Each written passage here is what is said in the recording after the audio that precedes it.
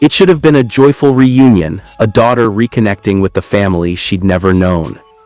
But from the very first day, something was wrong. Alyssa noticed it immediately. The way Steven looked at Katie. The way he dressed differently when she was around, tighter shirts, styled hair, a carefully trimmed beard. The way his mood lifted when she entered the room and darkened when she left. And then came the night that confirmed Alyssa's worst fears. She walked into Katie's bedroom and found Steven sleeping on the floor beside Katie's bed. "What are you doing?" Alyssa demanded. "It's none of your business," Steven snapped back.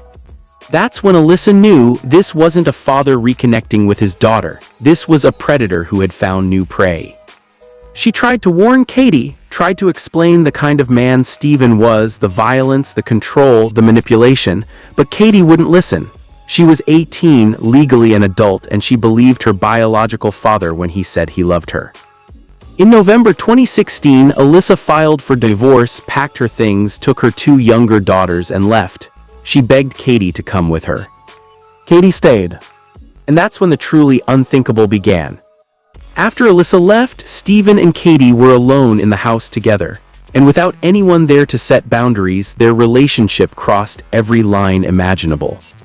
Steven's younger daughters would later tell investigators about visits to their father's house where everything felt wrong. He introduced Katie not as their half-sister, but as their stepmom. He called her baby in front of them. He was physically affectionate with her in ways that made everyone uncomfortable. One of Steven's daughters, just 11 years old at the time, wrote in her journal, "My dad calls her his baby. My dad says she's my stepmom." She drew a picture of her father with horns, labeling it simply, "the devil."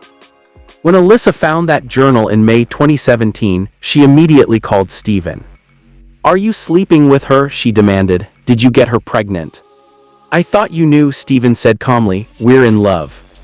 Alyssa hung up and called the police. She filed a report, gave them copies of the journal, explained everything. Detectives opened an investigation.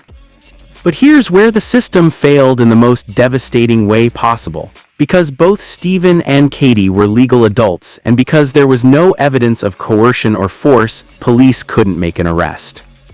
Incest between adults is illegal in Virginia, yes, but proving it requires evidence beyond just their relationship.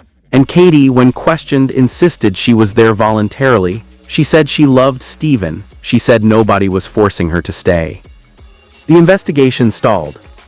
Meanwhile, Steven and Katie made plans. They packed their belongings and moved to Knightdale, North Carolina, where Steven's mother, Grace, lived.